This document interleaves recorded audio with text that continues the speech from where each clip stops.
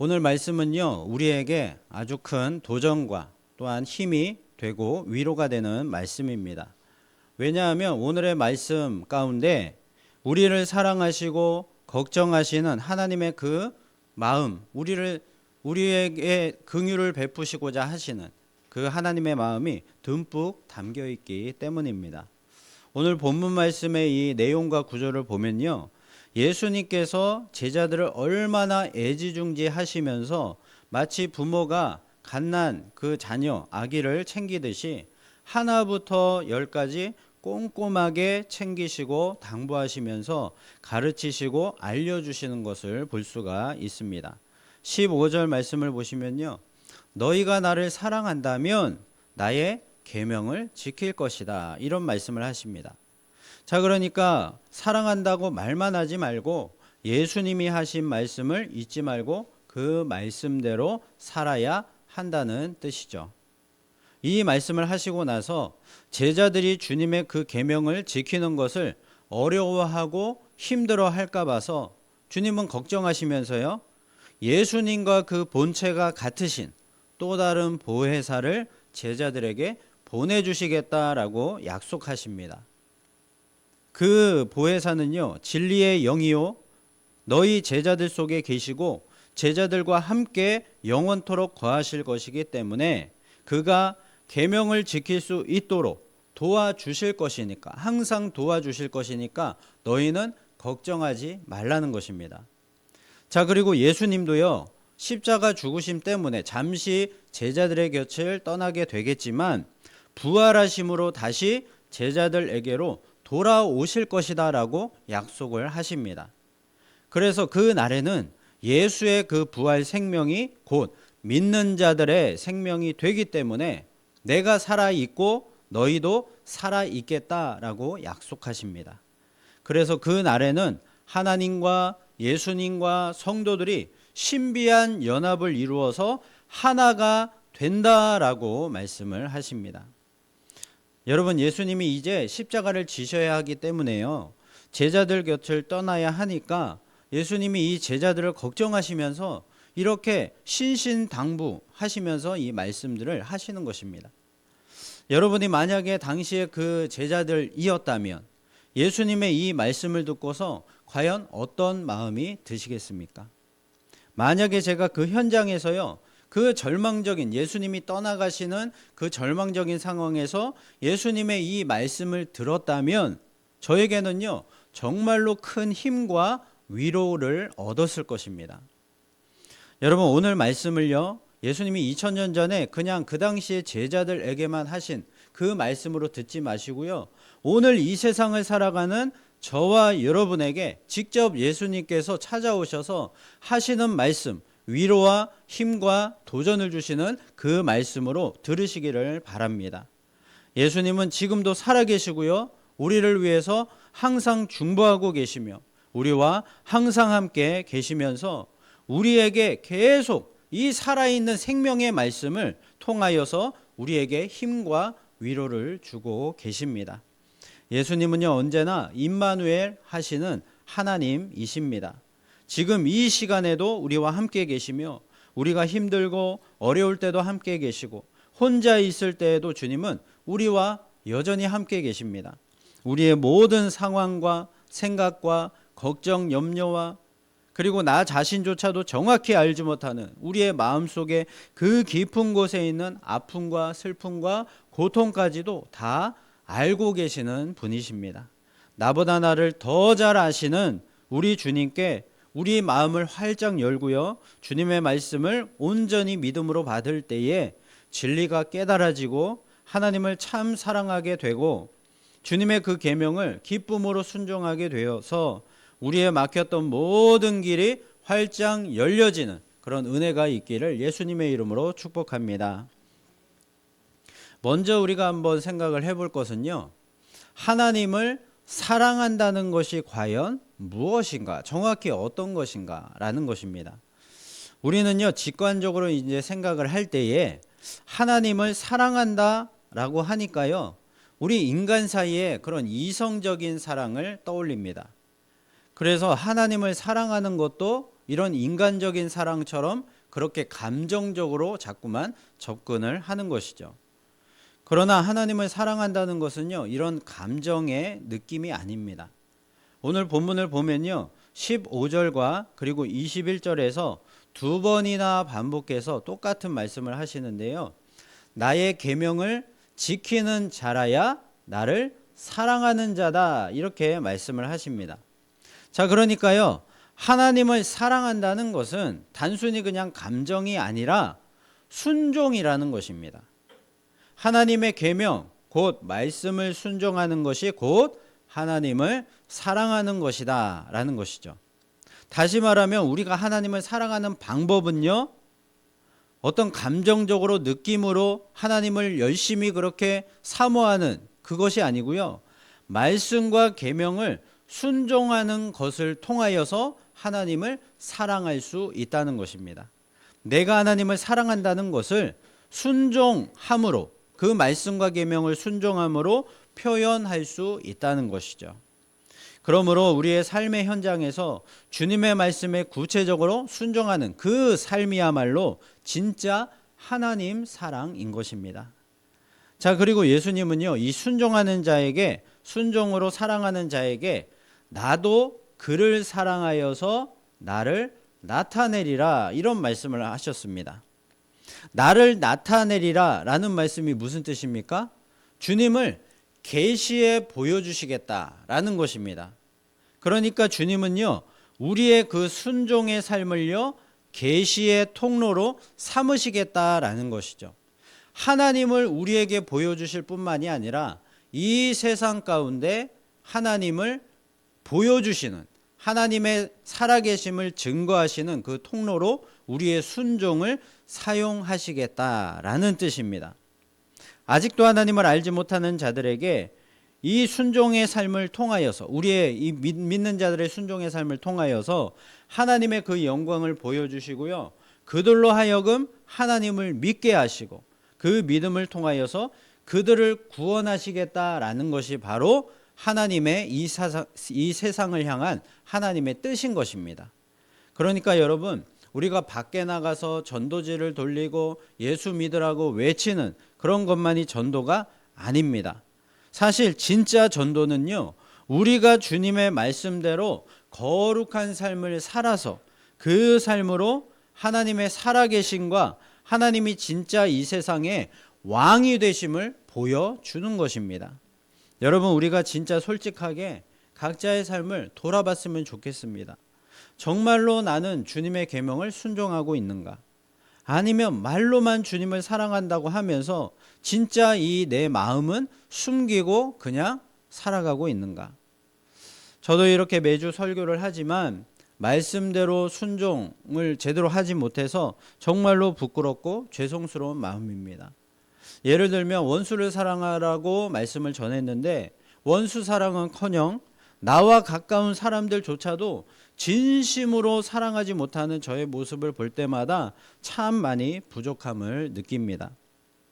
여러분, 그렇다면 이렇게 계명 하나 제대로 순종하지 못하는 저 같은 사람들은 하나님을 사랑할 수가 없는 것일까요?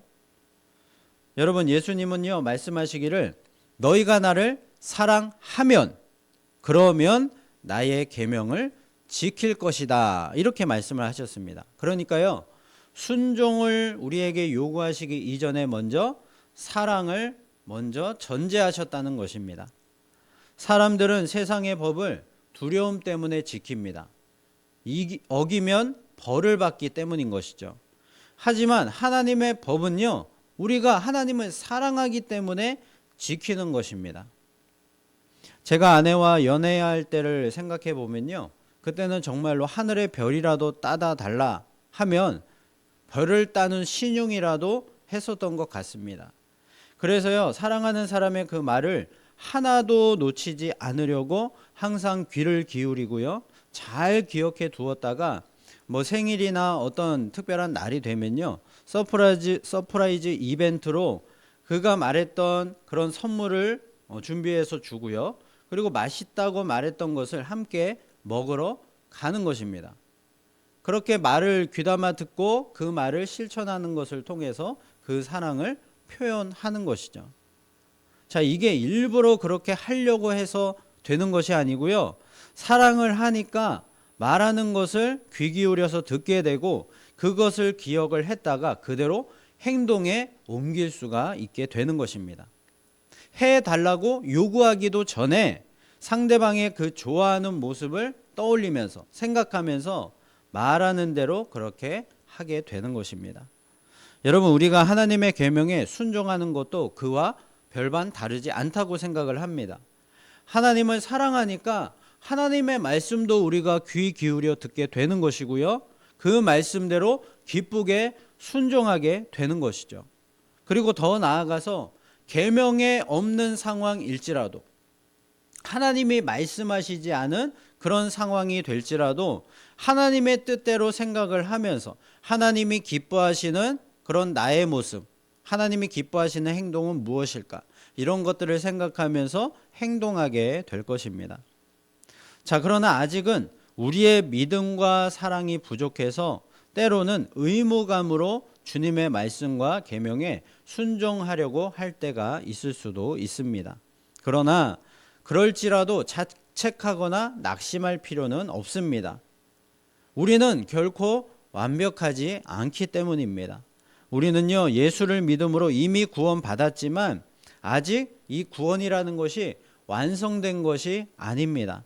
그래서 우리는요, 아직도 죄성을 가진 이 상태로 타락한 이 세상 속에서 살아가고 있는 것입니다. 그래서 아직도 우리는요, 거룩한 하나님의 형상을 닮아가는 과정의 삶을 살아가고 있는 것이죠. 죽는 그날까지 계속해서 변화되어지고 성화되어져 가는 그런 삶을 살고 있는 것입니다. 그것이 당연한 것입니다. 여러분, 혹시 순종이 힘들게만 느껴지신다면 나의 의지력을 탓하고 절망하기 이전에 나의 하나님을 향한 그 사랑이 식어지고 있지는 않는지 점검해 보아야 합니다. 사랑하면 순종은 자연스러운 열매가 되기 때문인 것이죠. 자, 그렇다면 우리가 하나님을 더 많이 사랑하고 싶은데 어떻게 해야 되는지를 몰라서, 하나님을 더 많이 사랑하고 순종하고 싶은데 어떻게 해야 되는지를 몰라서 고민이 되는 그런 분들이 있을 것이라고 생각을 합니다. 여러분, 그럴 때는요, 하나님과 함께 하는 그 시간을 조금씩 늘려보시기를 바랍니다. 사랑의 가장 기본적인 증거는요, 함께하는 시간입니다. 하나님은 영이시기 때문에 우리의 눈에 보이지 않습니다. 그렇게 보이지 않는 하나님을 사랑하는 방법은요, 그분의 음성에 더 많이 귀를 기울이고 나의 마음을 그분께 솔직하게 표현하는 그 시간을 갖는 것에서부터 시작이 되는 것이죠. 그래서 말씀과 기도 시간을 조금씩 점점 늘려서 하나님과 함께하는 시간을 더 많이 갖자는 것입니다. 하나님의 말씀인 성경을 읽을 때는요, 단순히 지식적으로만 읽지 마시고요, 오늘 지금의 나에게만 보내시는 하나님의 그 개인적인 사랑의 편지다라고 생각을 하시고 그 말씀을 읽으시기를 바랍니다. 그리고 기도할 때는요, 형식과 과장과 어떤 그런 겉모습, 그런 멋을 버리시고 현재 나의 고민과 기쁨, 원망과 슬픔까지 모든 것을 숨기지 마시고 이미 나를 다 알고 계시는 그 주님께 솔직하게 나의 마음을 다 털어놓는 친밀한 대화를 하시기를 바랍니다. 그래서요, 주님을 친한 친구처럼 생각하고 친구에게 대화하듯이 솔직하게 기도하는 것입니다. 그렇게 말씀을 읽고 기도하는 시간을 조금씩 늘려가면 자연스럽게 하나님과 함께하는 시간도 늘어나게 되고요, 하나님을 사랑하는 이 마음도 더 커져 갈 것입니다. 우리의 머리로는 이해되지 않을지라도 하나님을 우리가 사랑하기 때문에 말씀대로 발을 내딛고 순종하는 그 곳에서 우리는 관념적인 그런 예수님이 아닌 진짜로 살아 계시는 예수님을 만나게 될 줄로 믿습니다. 저와 여러분의 모든 일상 속에서 주님을 사랑하기에 그 말씀에 순종함으로 날마다 매 순간 살아 역사하시는 예수님을 만나는 그 풍성한 은혜를 경험하는 저와 여러분 되시기를 예수님의 이름으로 축복합니다. 예수님은요, 우리의 이 마음 그리고 우리의 현실 이것이 다르다라는 것을 너무나도 잘 알고 계시기 때문에 우리를 도와주시는 또 다른 보혜사를 약속하셨습니다. 자, 16절 말씀을 보시면요, 함께 읽어보겠습니다. 시작. 내가 아버지께 구하겠으니 그가 또 다른 보혜사를 너희에게 주사 영원토록 너희와 함께 있게 하리니. 아멘. 자, 예수님이 우리를 사랑하시는 그 마음이 여러분 느껴지십니까? 우리가 하나님 말씀대로 순종하지 못할까봐, 그렇게 잘못 살아갈까봐 하나님은 걱정하시면서, 예수님은 걱정하시면서 우리에게 또 다른 보혜사를 지금 보내주겠다라고 약속을 하시는 것입니다. 예수님은 자신의 생명을 십자가에서 드려야 하는 그 시간이 지금 다가오고 있는 이 힘든 순간에도요, 남겨질 제자들을 생각하시면서 성령을 보내주시겠다 약속하시면서요, 이 제자들에게 지금 힘을 내라라고 다독이시고 계시는 것입니다. 성령님은 보혜사, 예수님이 보내시는 또 다른 보혜사이십니다. 이 보혜사라는 말은요, 헬라어로 파라클레토스라고 합니다. 자, 이 단어는요, 부름받아 돕는 자, 위로자, 변호자를 뜻하는 말입니다. 자, 그리고 이 보혜사 앞에 또 다른 이라는 말이 붙어 있다는 것은요, 예수님과 성령의 본질이 똑같다라는 뜻입니다. 그래서 성령님은요, 영으로 오신 예수님이 되는 것이죠. 자, 그리고 예수님이 말씀하시기를 나와 아버지는 하나이다 라는 말씀을 하셨습니다. 자, 그러니까요, 결국 성부와 성자와 성령은요, 본질이 다 똑같은 한 분 하나님이 되시는 것이죠. 자, 이처럼 성령은 영으로 오신 예수님이시며 부름받아 돕는 자, 위로자, 변호자이시기 때문에 성령은요, 어떤 힘이나 느낌이 될 수가 없고요, 예수님을 대신하여서 우리와 인격적으로 교제하시고 진리 가운데로 인도하시는 하나님 자신이십니다. 성령은 예수님의 말씀을 가르쳐 주시고 그 말씀을 우리로 하여금 생각나게 하시고요, 우리와 영원토록 함께 거하시고 우리 속에 계시면서 순종하도록 도우시는 하나님이십니다. 그러므로 주님의 계명을 지킨다는 것은요, 나 혼자 하는 일이 아니라는 것이죠. 우리 안에 계신 성령님의 그 도우심을 받아서 항상 지원을 받아서 하는 일이라는 것입니다. 그래서 순종의 길은 절대로 외로운 길이 아닙니다. 주님이 성령으로 우리와 언제나 함께 걸으시는 그런 은혜의 길입니다. 우리가 계명을 지키려고 애쓸 때, 그런 마음을 품고 노력할 때에 성령님은요, 우리의 마음에 하나님의 그 사랑을 부어 주십니다.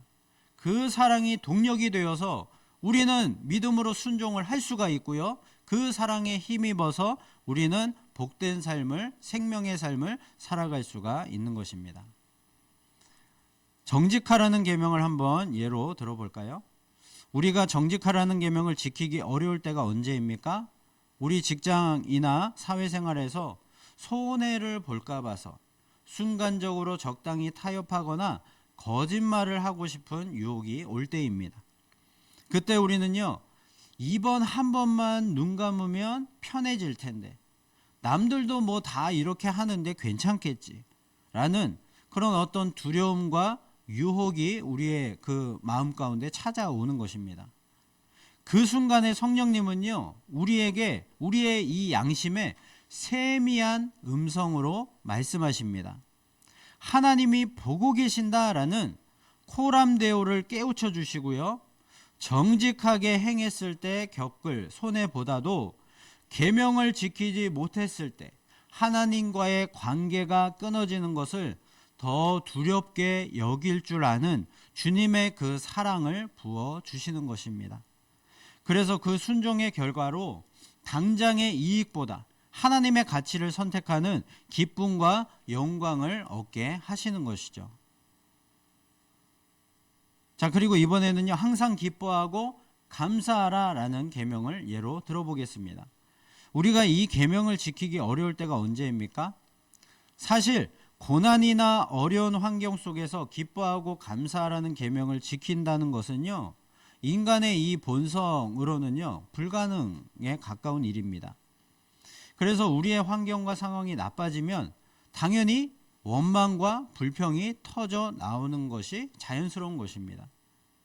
자, 그때 성령님은요, 우리의 시선을 이 현실의 고난과 문제에 두지 말고 지금도 살아계신 하나님으로 돌리게 하시는 것입니다.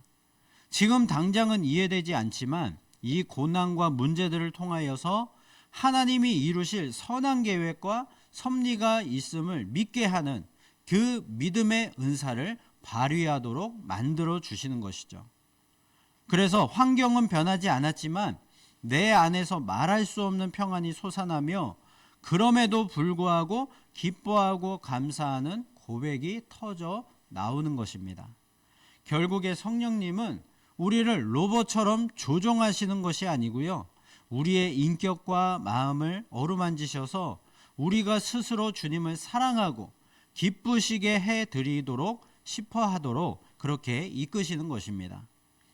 그러므로 사랑하는 성도 여러분, 우리 안에 영원토록 함께 계시는 그 성령님을 믿으시고요, 그분께 여러분의 고민과 어려움과 모든 문제들을, 삶의 그런 모든 그런 의문들을 다 맡겨보시기 바랍니다. 예수님의 말씀처럼 성령님이 깨닫게 하시고 사랑할 수 있는 마음과 믿을 수 있는 용기를 주셔서 마침내 온전히 순종할 수 있도록 이끌어 주실 줄로 믿습니다. 제가 참 많이 여러모로 부족한 사람입니다. 자, 그런데 하나님이 이렇게 은혜를 주셔서 우리 이 검단 21세기 교회를 개척하도록 하셨습니다. 아직도 제 힘과 지혜로 하고자 하는 욕심과 나의 의가 살아 있어서 성령님께 온전히 다 맡기지를 못하는 것 같습니다. 그래서 저는요, 지금의 이 시간이요, 주님이 저와 우리 교회를 더 훈련하시고 준비시키시는 과정이라고 생각을 합니다. 우리 교회가 성령님께 더 맡기고 내려놓는 그때가 되면 주님께 온전한 순종을 드릴 수 있게 될 것이고요, 그래서 풍성하고 많은 열매를 맺을 수 있을 줄로 믿습니다. 그래서 우리 교회는요, 절대로 실망하거나 낙심할 필요가 없는 것입니다. 우리의 부족함과 연약함을 보지 말고 하나님의 위대하심과 그 사랑을 우리가 바라봐야 합니다. 저와 여러분 모두에게 어떤 상황 속에서도 하나님을 바라볼 수 있는 이 영안이 열려져서 우리 교회와 함께 우리의 인생들도 진리의 길로 활짝 열려질 수 있기를 예수 그리스도의 이름으로 축복을 드립니다. 예수님은요, 성령을 보내주시겠다라는 약속과 함께 내가 너희를 고아와 같이 버려두지 아니하고 너희에게로 오리라 라고 약속을 하셨습니다. 사람이 세상에 나만 홀로 남겨졌다라는 그 생각이 들 때가 가장 외롭고 고통스러운 그런 마음이 들 것이다 라고 생각을 합니다. 믿었던 친구에게 배신을 당하고 그리고 사랑했던 가족과 떨어져서 주변에 연락하고 의지할 사람이 아무도 없을 때 그 사람이 느끼는 절망감이란 이루 말할 수 없을 것입니다. 그런데 지금 이 본문 속에 나오는 제자들이요, 바로 그런 절망감을 느끼고 있었을 것입니다. 왜냐하면 3년 동안 동고동락을 하면서 자신의 직업과 가족들과 자신의 전 재산을 다 버리고 따랐던 이 스승이신 예수님이 이제 떠나가신다고 하시면서 당신이 잡혀서 죽을 것이고 3일 만에 다시 살아나신다라는 이런 황당무계한 이야기를 하시면서 대신에 너희에게 또 다른 보혜사를 주시겠다, 보내주시겠다라고 말씀을 하시니까요. 이 제자들 입장에서는요, 그야말로 세상을 다 잃어버린 그런 절망감을 느끼는 것이죠. 자신의 인생 전부가 이제 부정당하는 그런 느낌과 함께 앞으로 이제 무엇을 하며 어떻게 살아야 하는가라는 그 공허함과 막막함을 느꼈을 것입니다. 예수님은 제자들의 이러한 절망과 낙심을 아시고요. 또 다른 보혜사이신 성령의 강림을 약속하시면서 또한 내가 너희를 고아와 같이 버려두지 아니하고 너희에게로 오리라 라고 예수님의 그 부활을 약속하신 것입니다. 여러분, 예수님이 오시는 그날에는 어떤 일이 이루어집니까?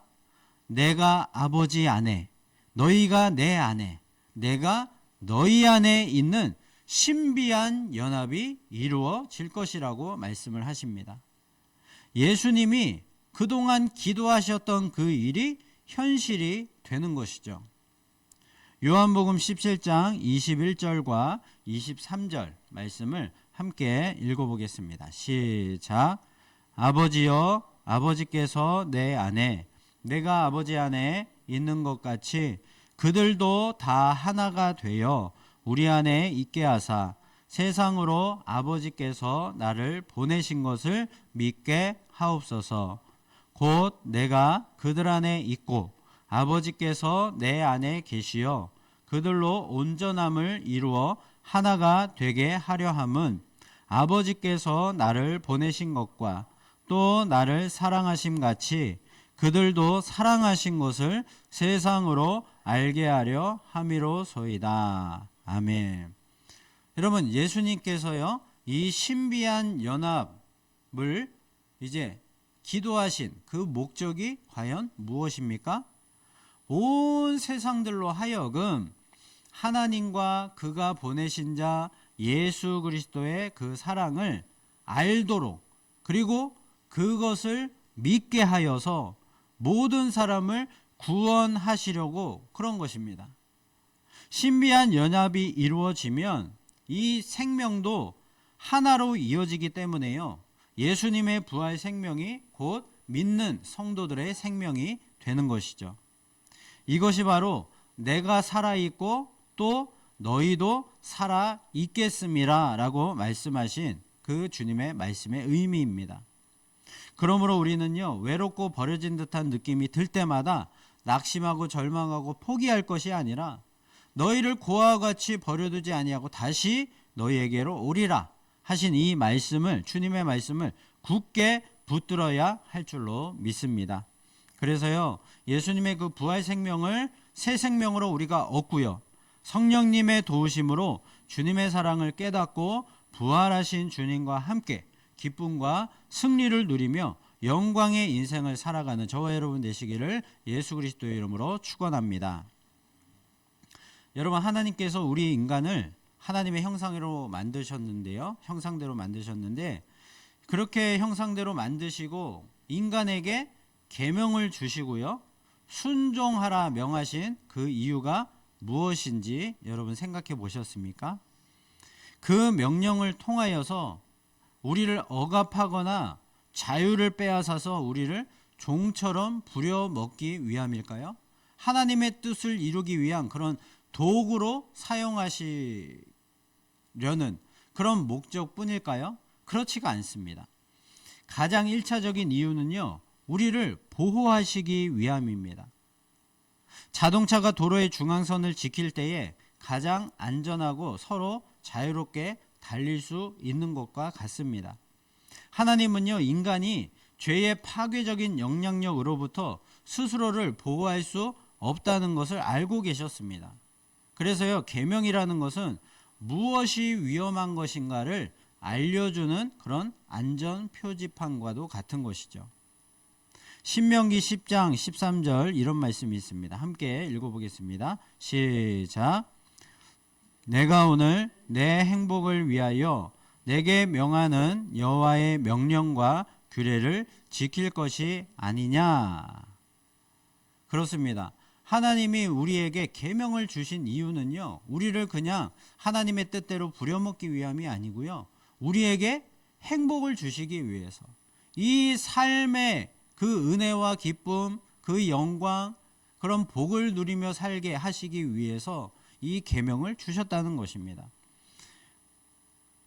그러니까 하나님이 우리에게 계명을 주시고 이 계명을 지키라 명하신 이유는요, 인간이 창조된 그 목적대로 가장 행복하게 살 수 있는 인생 사용 설명서를 주시기 위함인 것입니다. 자, 그리고 하나님은요, 우리 인간과 인격적인 관계를 맺기를 원하십니다. 이 관계에서 중요한 것은요, 서로 지켜야 할 최소한의 약속이 필요한 것입니다.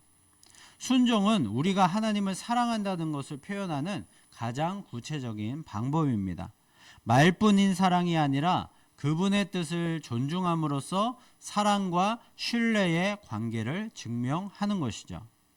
그러므로 계명을 지키는 삶은 우리가 세상의 가치관이 아닌 하나님의 통치 아래에 있는 하나님의 자녀임을 나타내는 정체성이 되는 것입니다. 자, 또한 계명은요, 하나님의 성품, 사랑과 공의, 거룩, 정직, 자, 이런 하나님의 성품을 문자로 그대로 옮겨 놓은 것입니다. 따라서 우리가 그 계명에 순종하며 살아갈 때에 우리의 인격과 삶은요, 서서히 하나님을 닮아가게 되는 것이죠. 그 하나님의 형상대로 우리를 창조하셨으니까요, 그 하나님의 형상을 우리의 그 순종의 삶을 통하여서 드러낼 수가 있게 되는 것입니다. 자, 이 과정을 통하여서 우리는요, 단순히 하나님의 복을 받는 존재를 넘어서 이 세상에 하나님을 보여주는, 하나님을 영광해내는 그런 복된 존재가 되는 것입니다. 하나님은 순종하는 자를 통하여서 이 땅에 하나님의 나라를 실현하기를 원하십니다. 하나님의 나라를 하나님 혼자 만드시는 것이 아니라 우리와 함께 협력하고 또 우리의 삶을 통하여서 이 하나님 나라를 이루어 가시기를 원하고 계시는 것이죠. 자, 그래서 우리의 순종은요, 나 개인의 이런 유익을 넘어서 이웃과 세상에 복을 끼치는 통로가 되는 것입니다. 그러므로 하나님의 그 계명을 우리에게 주신 것은요, 우리를 가두기 위한 감옥을 만드신 것이 아니라 우리가 마음껏 뛰놀 수 있는 이 놀이터에 울타리를 쳐 주신 것과 같습니다.